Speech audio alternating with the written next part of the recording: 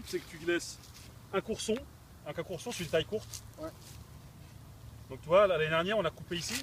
Ouais. Et donc il y avait un bourgeon ici qui a poussé. Donc tu laisses un courson et une baguette. Okay. Tu vois, la baguette, c'est ça, qui a été couchée. Donc en fait, l'idée, c'est que la baguette, c'est ce qu'on appelle aussi une branche à fruits. C'est-à-dire que le but, c'est qu'elle te fait la récolte de l'année où tu tailles. Ouais. Et ton courson, il va te servir à aller tailler dessus l'année prochaine. Donc en fait, ça, le courson est plus fait pour te faire du bois. Ouais. Enfin, si tu veux, tout fait du bois quand la vigne pousse. Mais ça, on a l'optique de tailler dessus l'année N plus 1. Et ça, c'est l'optique de faire de la récolte sur l'année N. Je comprends. Parce que le principe de la taille, c'est de canaliser le cep en production, mais aussi de le canaliser dans le rang pour que les tracteurs passent. Si tu laisses les branches partir dans tous les sens, tu peux plus rien faire. Donc, c'est pour ça qu'on a des fils de palissage aussi pour tenir la végétation. Ouais. Et donc, par rapport à ça, il faut que tu canalises le cep, que tu l'orientes. Ouais. Et tu penses aussi une année dans le futur. Tu penses à ceux qui vont avoir des... Alors, après, il y a aussi la pérennité du cep. C'est-à-dire que si tu tailles n'importe comment, si tu montes notamment trop ton cep, tes vignes vieillissent prématurément, entre guillemets. Donc, si tu veux, voilà. Et bien alors nous, après, ce qu'on a adapté, donc ça c'est la taille guyot basique, je dirais, entre guillemets, c'est-à-dire un courson, une baguette.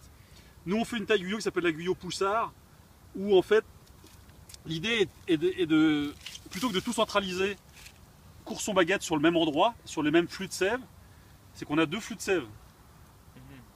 Donc on a ce côté-là, on va dire le côté gauche du cep, là le côté droit du cep. Donc, et on garde. Va avoir un chacun va avoir. Et en fait, on garde un courson d'un côté, sur lequel on pourrait retailler. Si là, il y avait une autre pousse qui avait poussé bien l'année dernière, on aurait pu faire courson baguette et remettre un courson, c'est-à-dire qu'on alterne. Ouais. Là, je peux pas, parce qu'en fait, ça, je vais pas mettre un courson là-dessus. Donc en fait, ça, je fais ça, je remets un courson ici, mais j'en mets qu'un, ouais. Et je refais courson baguette ici. Donc je peux faire comme ça, et je fais ma baguette ici. Et après ça, hop, on coupe là. Ah ouais, hein, carrément. Voilà. Donc l'année prochaine, on va pousser ici et ici, parce que là j'ai deux, voilà, ici et ici, parce que j'ai deux bourgeons ici. Ouais. Là j'ai deux bourgeons, là j'ai ma baguette. Après on nettoie la baguette, tac, tac. Et ça, après cette baguette là, c'est une baguette qui sera attachée comme ça. Voilà, là j'ai fait ce qu'il ne faut pas faire, c'est de casser un bourgeon. Donc là, je schématise. Donc après, là, quand, au mois de mars, avril, ça va commencer à pousser, c'est ces bourgeons-là qui vont débourrer, ouais. Qui vont faire la récolte de l'année. Et l'année prochaine, j'irai les tailler là ou là. Ouais. Toi, tu les attaches pour garder l'espace. Bah non, mais tu veux, si tu l'attaches pas, ouais, ça va tout pousser sur 20 cm, ça va tout pousser comme ça. Ouais, ouais. Et la vigne, c'est ce qu'on appelle une plante qui a de l'acrotonie. L'acrotonie, c'est le fait que ça pousse toujours plus au bout de la baguette.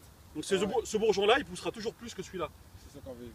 Et si tu laisses la baguette debout, ceux-là vont passer d'autant plus. Ouais. Alors que si tu couches, ça répartit un peu mieux la croissance.